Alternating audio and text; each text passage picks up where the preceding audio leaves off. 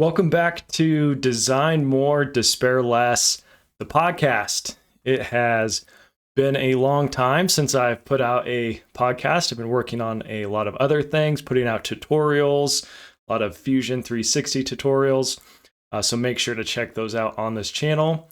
But I think it is time to bring back the podcast here. And what better time to jump back in than episode number 100, which is pretty crazy. I never thought I would make it this far in this podcast or keep it going this long.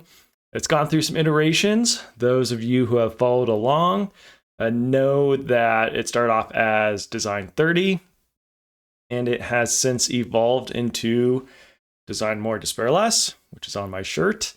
So it's been quite the ride, and I think after a little bit of a break, I really wanted this episode, especially being number 100, to embody this idea of designing more and despairing less. Before we get too far into that, make sure you subscribe to the channel.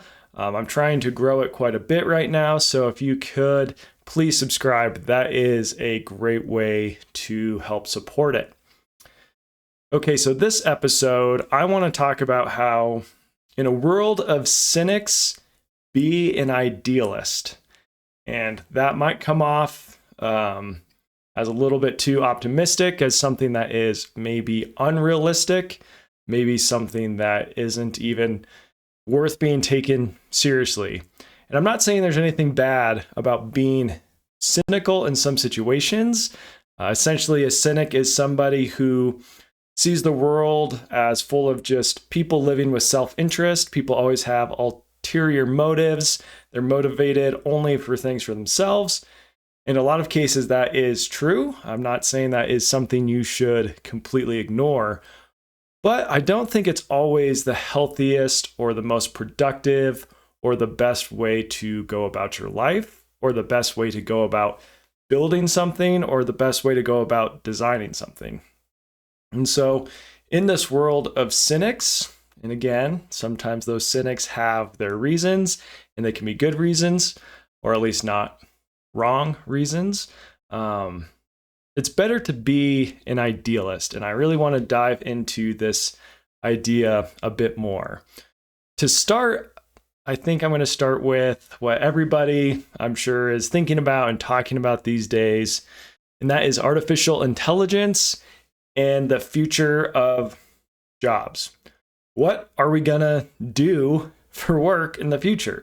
How is this new technology of artificial intelligence going to impact our daily lives? And this is an area where I think it's very easy to slip into a cynical mindset.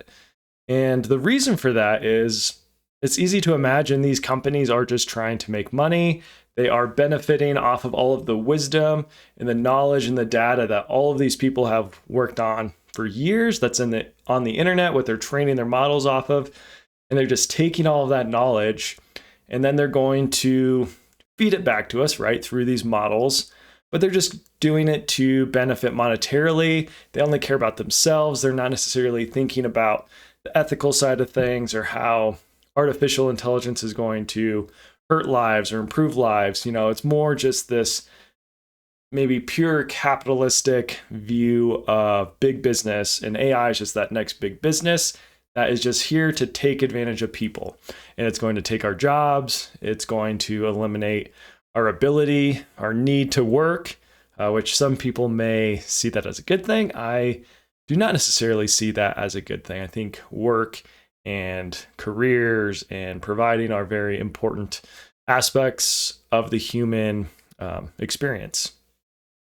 But it's something that right now, with so much unknown, so much that could change the future, so many things that could change the future of what even our own jobs look like. As a mechanical engineer, it's not quite, designing mechanical products yet, but I've seen videos of people developing software, doing tests where AI is developing somewhat functional CAD models, parts that could be manufactured. It's definitely coming in a lot of ways for mechanical engineering. You might hear it a lot more right now in the world of software. But I see it changing a lot of what I'm doing already. In the future of jobs, it is going to look different. So I'm not trying to make this episode and say everything is going to be the same. It's all going to be great. Nothing difficult is going to happen. No, that's not true. The future with artificial intelligence is going to be, it's going to have its difficulties. Jobs are going to change. Businesses are going to change. It's going to be very difficult to tell what's real and what's fake with all of the AI generated videos and images. There are going to be real struggles associated with it. So I'm not trying to sugarcoat that in any way. And so again, like I said at the start, there are reasons to be cynical. AI, the future jobs, is one of those reasons that has some real purchase, right? It has some real backing behind it. There's some things that we should be concerned about and that we should address and not just gloss over. That being said, I kind of want to keep painting this picture of why we live in a world of cynics in a lot of ways. Another one of those is just looking at this landscape of media and politics and world affairs, what's going on in the world. You can very easily slip into this mindset of people are just in it for the money. We're just trying to use power to make more money, to control others. We don't know who to trust. Everybody's going for clicks. There's all of these kind of manufactured outrage and Twitter battles or X, people going back and forth on X, just trying to get clicks and monetize and make money. And I can admit some of that can be entertaining, but it can also lead to a lot of people just losing trust in other people, in their society, losing trust in their governments or leadership. And that's something that is potentially very dangerous, right? Trust is one of the most important, can you call it a commodity? It's one of the most important foundational aspects of a society. As soon as you start losing trust in other people, your neighbors, people in positions of authority over you, now you are looking at a society that is going to break down rather quickly. So trust is something that should be taken very, very seriously, and you should take care of it. You should do everything you can to be a trustworthy person, because once it's lost, it can have very dire consequences. And I think we see that a lot right now in the world of media and politics, where people have been lied to. Media has, gone for clicks, and they're just trying to get eyeballs because they're trying to make money. But then that loses trust in what they're doing.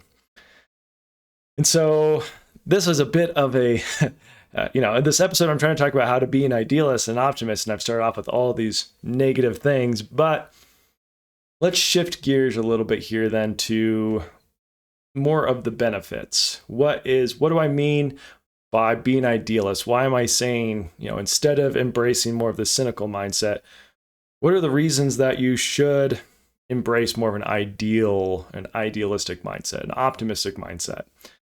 And I think there's a lot, especially coming from a world of design. There's so many benefits that you can see coming from something like artificial intelligence if you use it as a tool, if you use it as something to benefit you and to benefit other people, to make new products that help other people, to grow the economy. There's so many different potential benefits and advantages to using it. Pairing or in conjunction with artificial intelligence, I think robots is another thing that we're going to have to talk more and more about and get used to. And the combination of the two, right? I think this is something, though, that there are potentially a ton of benefits. And a few of the very kind of simple, more fun things, well, not always fun, but somewhat simple ideas around robots and artificial intelligence that I like to bring up from a positive, idealistic standpoint is, one, artificially intelligent robots have the potential to end slave labor forever. I think we can all agree slave labor is a bad thing.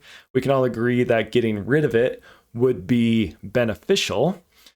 And why do I think it can get rid of it forever? Well, think about it. If it's less expensive, more advantageous to just buy robots and have them to do a lot of this manual labor, why wouldn't you do that?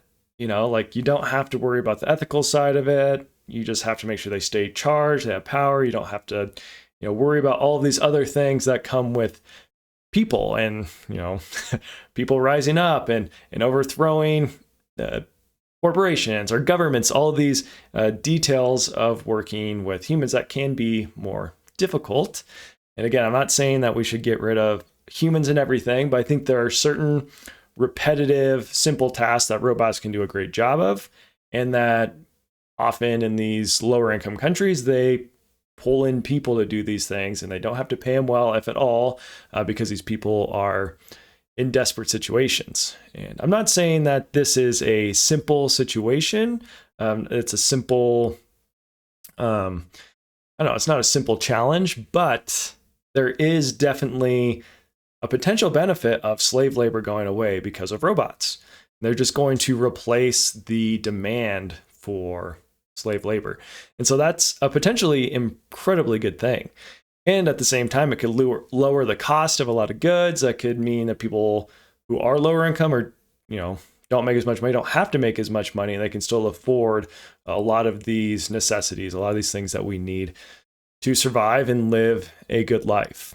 Additionally, a more fun one that I like to talk about is, imagine a world where everything is just much cleaner. Specifically, two things that I think about a lot. One is just litter in general. With robots, you could have like these litter picker-uppers, robots that are just constantly roaming the streets, going through day and night and cleaning everything up. And that's something, if you live in a city or if you live anywhere where there's a lot of people, cleaning up litter would make a huge difference. It just makes your environment feel that much better. And from a mental health standpoint, from the standpoint of just taking care of everything around you, if you live in a clean environment, you're more likely to keep that clean. You're more likely to have, kind of a feel some ownership, a love, a respect for the area that you live in. So I think there could be some very significant benefits of that. And the other thing, as far as cleaning goes with robots, that I think would be incredible is bathrooms. I hate going into a bathroom. That's just disgusting. I don't think any of us like that, right? That is not a lot of fun. It's not very enjoyable for anybody, especially in some of these big event venues, football stadiums, baseball stadiums, these sorts of areas. You just constantly had a little robot going through and cleaning all of these different stalls and urinals and all of the things.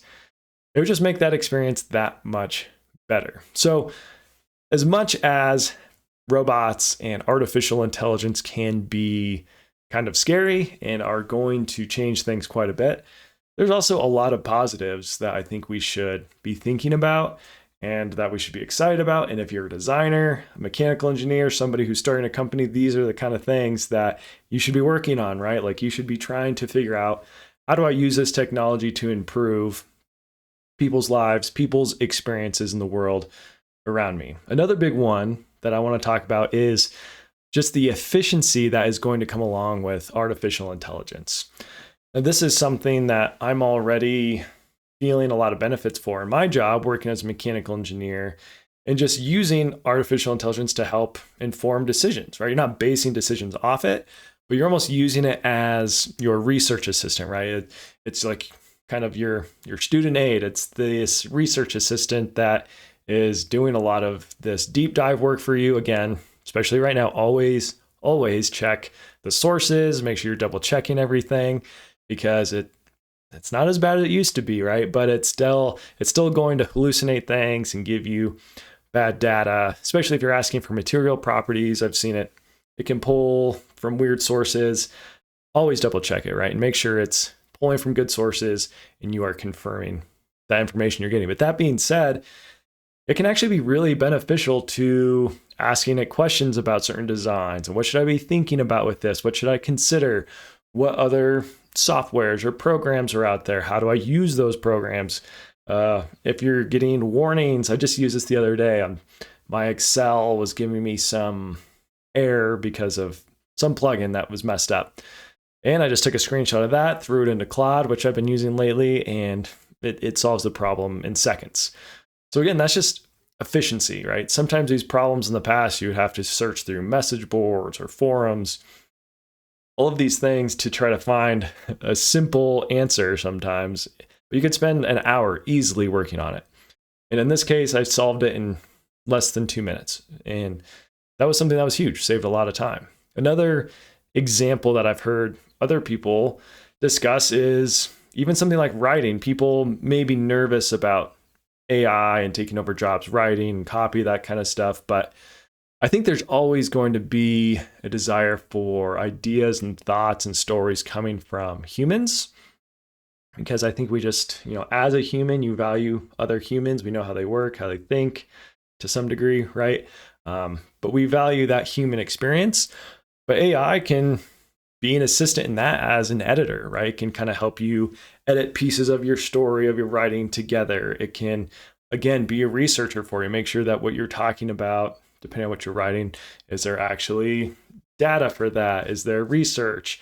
Are the quotes accurate? You can have it linked to other sources and websites and media posts and news, right? To make sure that you are actually providing good information. Or if you're writing maybe something that's supposed to be historical fiction or something that's science fiction, but you want it to be somewhat realistic, it can be a huge benefit as an assistant to writing things like that.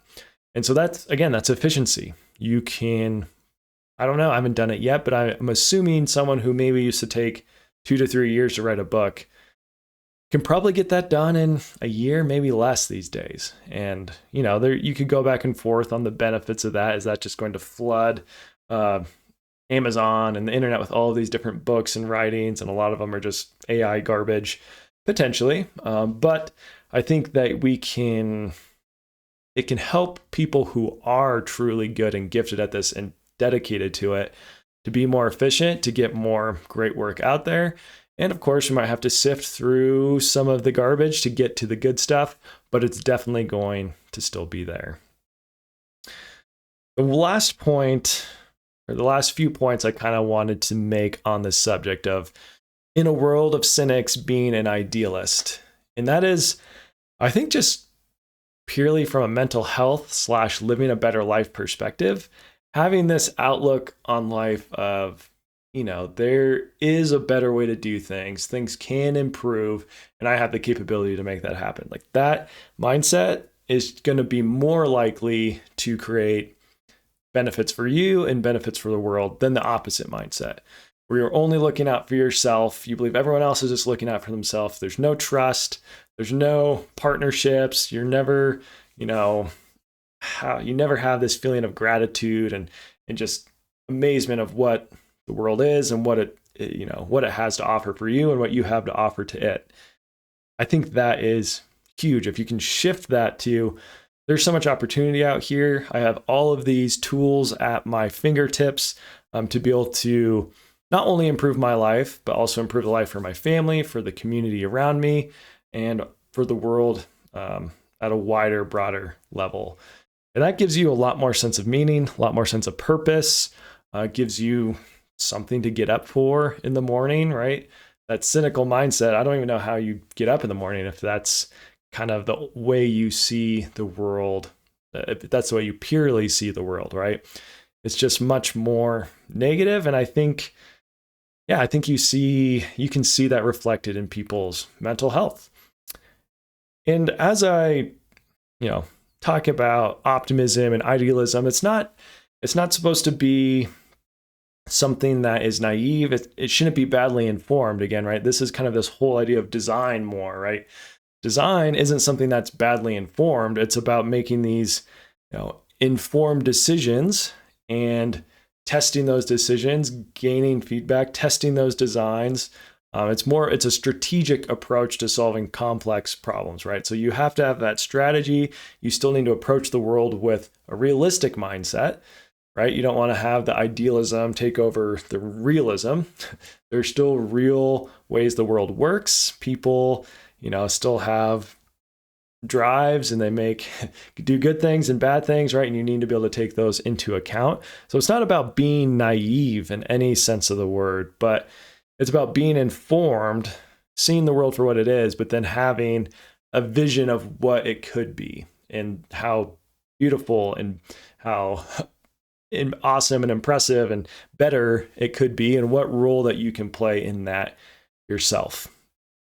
And so finally, I kind of want to end with this idea of you have the opportunity, as cliche as it sounds, to change the world. And that might be a very small thing, right? It could just be your world. It could just be you in your office, in your room. It could be you and your family. It could be your community, right? It could be these smaller things, but you have that opportunity to make these decisions, to use the tools that are available to you, whether that's using AI, whether that is using robots eventually when we can all buy them, which could be sometime soon, we'll see. But using these tools at your disposal, using CAD, which again, design more, despair less. If you want to check out the YouTube channel, I'm doing tutorials every week on that. But using CAD to design cool things, to whether that's just improve things around your house if you're doing it as a hobby, or start your own business, work as a contractor, help get a normal mechanical engineering job for a company, and try to help improve that company's products. All of these different things, you're going to make an impact. And I think having a little bit of that perspective of I can make a real impact on the people around me, and how much that fans out and how much of the world that makes an impact on, like, who knows? But I have the capability to do this. And whether or not it works out or not, like, this is a mindset, right? It's not saying that you're automatically going to be successful just because you have this mindset. You're not automatically going to make everything better because you have this mindset. Things are still going to be difficult, still going to be hard. It's still going to take a lot of work, but having this mindset, in my opinion, is going to be so much more likely to be successful, to have a better mental health, to have a more positive outlook on the world. And at the end of the day, enjoy your life and make it better for both you, your family, your community, your company, wherever you may find yourself. So that's it for this 100th episode of Design More, Despair Less. As always, if you're enjoying this, please subscribe, please share it. Make sure you send me your comments. And if you want to see more of the podcast, I can definitely be making more of these. Just, let me know what you want to hear about. If you want more of the design tutorials, again, subscribe. Those are coming out every week, focusing on Fusion and designing stuff using the different tools in Fusion. So that's it. Thank you so much for listening and watching. As always, remember, design more, despair less. We'll talk to you next time.